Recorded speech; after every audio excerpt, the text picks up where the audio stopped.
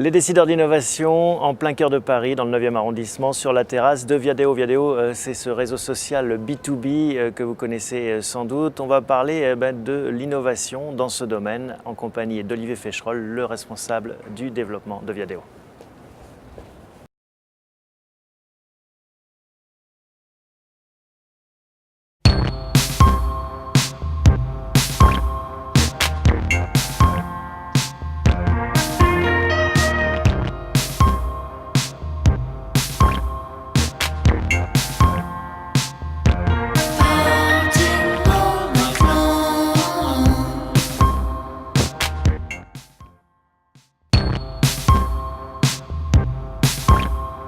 L'innovation, c'est souvent la rencontre de deux, voire plusieurs idées qui finalement se percutent et créent, un petit peu comme dans la physique nucléaire, une nouvelle source d'énergie.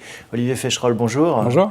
On est ici, non pas dans votre bureau, hein, ça serait un peu particulier, mais dans la salle de détente de Viadeo, dont vous êtes le responsable du développement. Et on va parler innovation parce que Viadeo est finalement une innovation à lui seul, même si cette innovation n'était pas forcément évidente dès le départ. Hein. Vous avez connu le développement de cette société.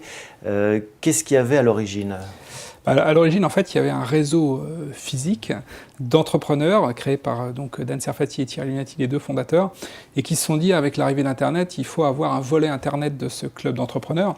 Mais il n'y avait pas vraiment d'idée de business model au départ. Et c'est vrai que la force de ce secteur... On faisait du réseau social sans le savoir, finalement, comme Monsieur Jourdain. Voilà, on en faisait. En fait, quand on regarde qu'est-ce qu'il y a derrière les fondamentaux d'un réseau social, c'est de l'échange de coordonnées. On se donne des cartes de visite, on se rencontre, puis on essaie de regarder est-ce que tu connais quelqu'un qui peut me présenter quelqu'un que je cherche à rencontrer.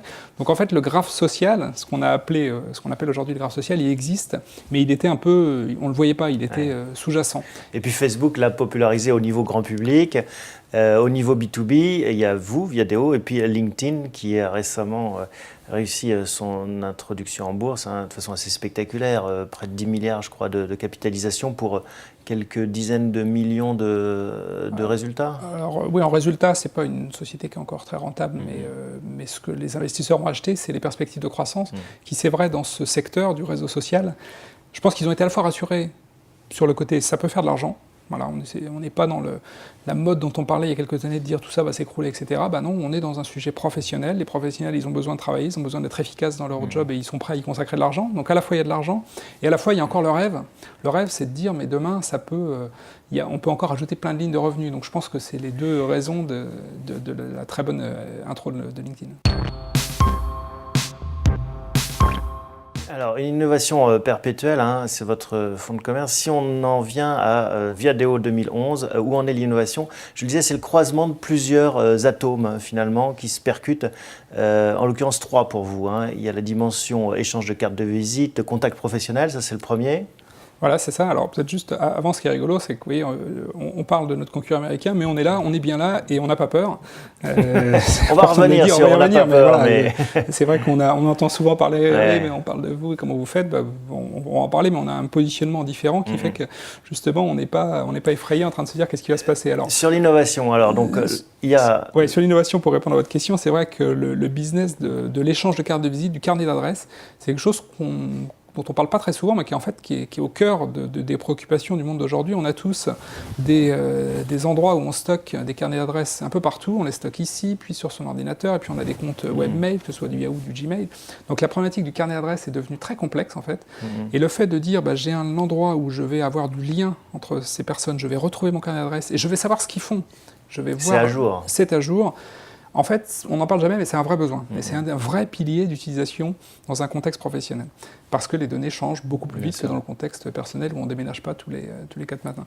Le deuxième volet, ça va être le volet qu'on appelle carrière chez nous. C'est tout ce qui va de la visibilité pour un candidat à la chasse de tête pour une entreprise. Le recrutement. Le recrutement. On est dans un monde qui est de plus en plus transparent. La réputation qu'on va avoir et les traces qu'on laisse sur Internet contribuent à crédibiliser ou pas votre profil, vos expériences. Donc il y a cette dimension réputation aussi que vous mettez en place. On est un outil pour les candidats pour dire aujourd'hui, présentez-vous de manière positive, de manière vendeuse. C'est une vitrine. C'est une vitrine, exactement. Et la vitrine, vous la maîtrisez, vous avez les leviers grâce aux fonctionnalités de Viadeo, et elle va vous servir en particulier pour se faire chasser. Et de l'autre côté, nous, on propose aux recruteurs des outils qui vont leur permettre d'aller chercher des talents de manière très... Donc, très carnet précise. d'adresse, recrutement, et le troisième volet? Et le troisième, on va être sur l'univers vraiment du contact, de ce que je vous disais tout à l'heure, en disant est-ce que tu connais quelqu'un, est-ce que tu peux me présenter à telle personne. Du business pur, c'est-à-dire est-ce qu'on peut avoir des introductions, trouver de nouveaux débouchés finalement pour ces produits ou ces services? C'est à la fois reconstituer comment ça se passe dans une entreprise, qui est le décideur,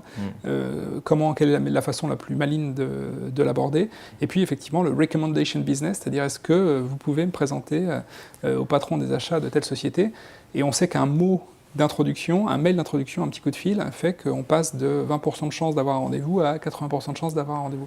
Après, il faut être bon. Si on n'est pas bon, on ne vendra pas. Mais, oui, ça ne vend pas à votre place encore. Mais en tout cas, c'est un des outils importants pour le monde de tout ce qui est commercial, relations clients.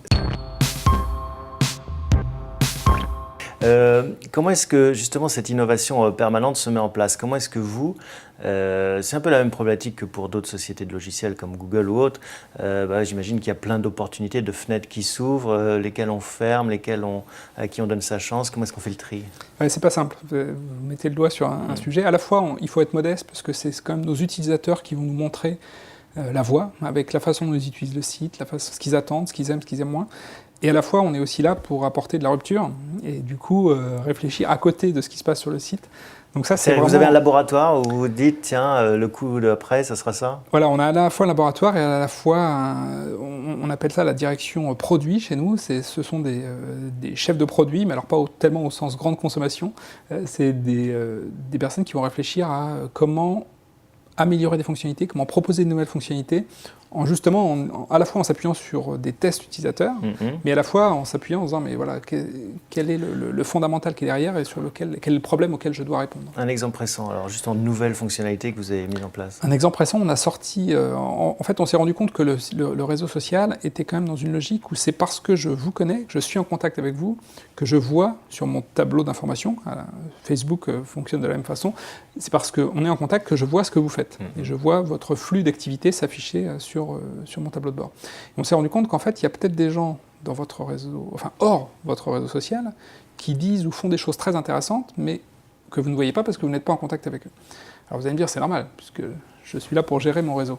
Oui, mais on pourrait vous suggérer des gens qui, au contraire, vous allez vous dire, bah, tiens, ce qu'ils disent ou ce qu'ils font est très intéressant. Donc on a inversé le flux, on a inventé ce concept de smart news, donc c'est plus parce que vous connaissez quelqu'un qu'on va vous proposer une news, c'est parce que cette news est susceptible de vous intéresser par rapport à qui vous êtes qu'on va vous la proposer.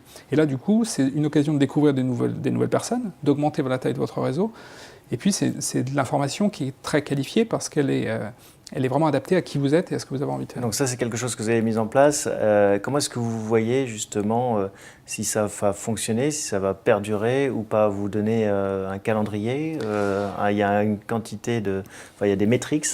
Oui, il y a des métriques. C'est vrai que la force de nos business, c'est qu'on voit et on sait tout ce que font nos membres.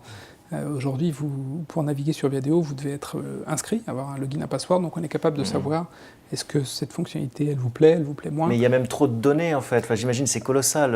Combien de membres chez Viadeo? On a 35 millions de membres. Donc qui se croisent dans tous les sens. C'est colossal. On a d'ailleurs un Chief Data Officer, donc c'est des nouvelles C'est un des fonctions. grands enjeux de l'innovation numérique d'ailleurs, la data, comment est-ce qu'on la traite? C'est exactement ça. Qu'est-ce qui est pertinent, comment est-ce qu'on l'utilise? Aujourd'hui, notre sujet, il n'est pas tellement de collecter de la data, il est de trouver la data pertinente dans la volumétrie énorme de data qu'on ne génère pas, que nos membres génèrent tous les jours. C'est vrai que ce sont des nouveaux métiers, et ce sont des métiers assez intéressants, parce qu'ils sont justement au carrefour de la partie technique. Il faut avoir des bases solides en technique, parce que ça veut dire derrière connecter des bases de données, des logiques de performance. Si vous avez l'information 3 mois après, c'est trop tard.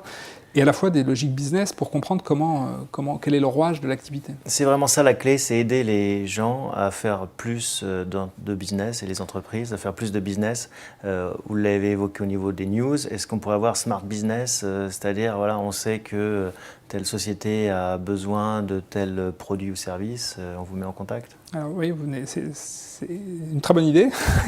C'est dans vos labos. Et l'idée justement, elle est comme il y a plein de bonnes idées à avoir et qu'on n'est pas sûr de les avoir toutes, on a ouvert notre plateforme, c'est-à-dire qu'on met à disposition de sociétés, de développeurs, des ressources Viadeo qui vont leur permettre de développer leurs propres idées. Les API. Les API, voilà. Les API, ça a été là aussi popularisé par Facebook, qui est quand même l'innovateur du secteur, faut le reconnaître, même si nous, on a notre angle d'attaque d'innovation qui est légèrement différent, mais c'est vrai que le fait de dire j'ouvre ma plateforme, je vous permets d'aller utiliser ma donnée pour en faire des applications plus ciblées. Voilà, c'est notre ambition, c'est ça, c'est de dire finalement aujourd'hui, quand on va regarder un match de la Coupe du Monde de rugby sur TF1, on se log avec son Facebook Connect, parce que mon identité personnelle finalement elle est sur Facebook et je préfère aller me loguer avec ça. Notre ambition, c'est de se loguer sur un monde professionnel, avec demain un générateur de business, de se loguer avec mon identité Viadeo, parce que c'est mon image professionnelle, c'est ma carte de visite, et je l'emporte avec moi. Il y a une bataille des identités, justement, Facebook, Viadeo, d'autres.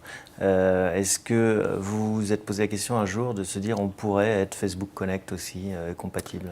Alors on est Facebook Connect, c'est-à-dire qu'aujourd'hui, c'est très récent, mais quand vous voulez vous inscrire sur Viadeo, vous pouvez dire je prends mon identité Facebook pour me créer un compte. On n'est plus obligé de se créer un compte Alors en fait, dans les faits, vous créez un compte, mais vous emportez votre compte Facebook pour le créer.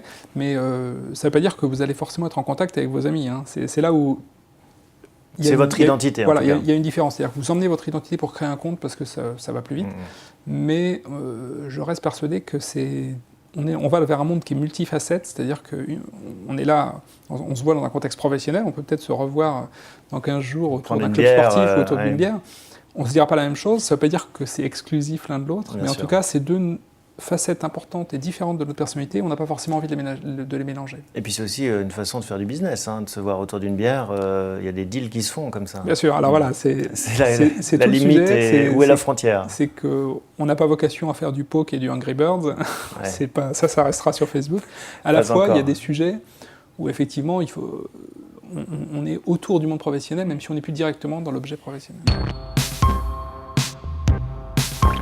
Les innovations dans les cartons, celles dont vous pouvez nous parler, une petite innovation dont il y a vous allez sortir pas bientôt. mal de choses, mais qu'est-ce qu'on peut parler? Bon, on a deux grands sujets là d'ici la fin de l'année. C'est la refonte complète de nos groupes, ce qu'on appelle les hubs dans le jargon Viadeo. C'est vrai que les hubs, c'est vraiment au cœur de l'ADN Viadeo. Je vous expliquais tout à l'heure que ça s'est créé autour d'un club d'entrepreneurs. Donc c'est quoi un club d'entrepreneurs? C'est un sujet commun et des personnes qui gravitent autour de ce sujet. Et qui ont envie d'échanger. Donc ça a été créé dès le début de Viadeo, ça a explosé et ça fait vraiment notre touche très business sur Viadeo, elle vient de là. Par contre, le produit avait besoin d'évoluer. On va terminer dans les prochaines semaines là, une refonte complète qui va aller en fait du très petit groupe, parce qu'à la limite, il peut y avoir des groupes d'experts dans lesquels, avec 15 personnes spécialisées sur un sujet, ça suffit pour fonctionner, jusqu'à des communautés très importantes qui vont réunir en particulier les anciens élèves, qui peuvent avoir plusieurs dizaines de milliers d'anciens, et ils veulent pouvoir aussi interagir, mais on n'interagit pas de la même façon lorsqu'on a 10 000 personnes ou lorsqu'on en a 15. Donc ça c'est un sujet, la refonte des hubs, et il y en a un autre, vous avez dit? Et après on a tout un sujet mobile aussi qui va... Les multi-écrans, ça voilà. faut donc suivre. ça, aujourd'hui on a des présences sur un certain nombre de devices. Maintenant c'est encore un peu en mode silo et on a des projets de rendre ça vraiment très transparent, j'ai envie de dire. On revient sur ce match LinkedIn-Viadeo, le géant américain LinkedIn et Viadeo, le Gaulois qui résiste, même s'il est plus que Gaulois. Comment est-ce qu'on fait pour se battre face à un mastodonte comme LinkedIn? Là aussi, l'innovation, j'imagine, c'est clé. Oui, alors le Gaulois, on n'est plus que Gaulois, ça c'était vrai il y a quelques temps. Et même, je dirais qu'on n'a jamais eu une croissance aussi rapide que ces derniers mois. Donc c'est bien la preuve que quand on est leader la croissance sur un marché, est ailleurs. La croissance, certains disaient la vérité est ailleurs, mais là, c'est la croissance est elle est ailleurs. encore en France. C'est ça que je voulais dire. Donc, comme quoi, quand on est leader sur un marché, c'est une vraie position. Donc oui, notre stratégie d'entreprise, c'est de dire il y a des marchés qui sont aujourd'hui très rentables. C'est les marchés US, c'est les marchés européens.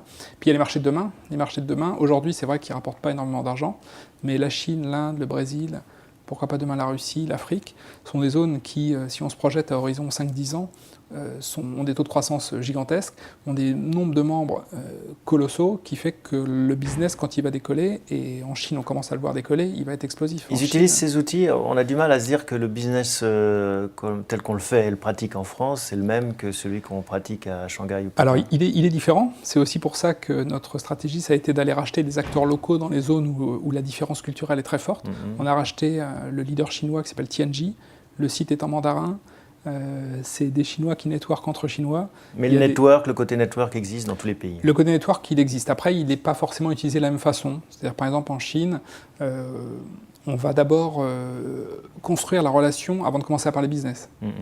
Aux États-Unis, c'est plutôt parce qu'on veut faire du business qu'on va faire la relation. Donc, le principe du réseau, il existe. Maintenant, il a là aussi des facettes, finalement, qui sont différentes. Et le fait de s'adapter à la culture locale, à la façon de faire du business local, on le voit dans la croissance de nos membres. Aujourd'hui, on a une croissance en Chine qui explose. C'est pas pour rien que notre CEO, Dan Serfati, est allé s'installer à Beijing là, il y a 15 jours, parce que c'est en train d'exploser complètement. Et notre conviction, c'est que le marché chinois, il n'y a pas de raison qu'il ne soit pas égal au marché US à horizon 5 ans. D'accord. Et l'innovation passe d'un pays à l'autre? Vous avez des... Voilà, on a à la fois une plateforme mondiale, sauf la Chine. Donc l'innovation, elle passe assez bien d'un pays à l'autre sur le reste du monde. Sur la Chine, aujourd'hui, pour des raisons stratégiques, pour des raisons d'accès, c'est vrai qu'il vaut mieux être chinois et hébergé à l'intérieur de la Chine. Donc on fait des passerelles par le dessus, j'ai envie de dire, mais pas forcément par la même plateforme. Bon. Merci Olivier Feucherolles, en tout cas, pour ces explications. Merci. Et puis à bientôt. À bientôt. Why do you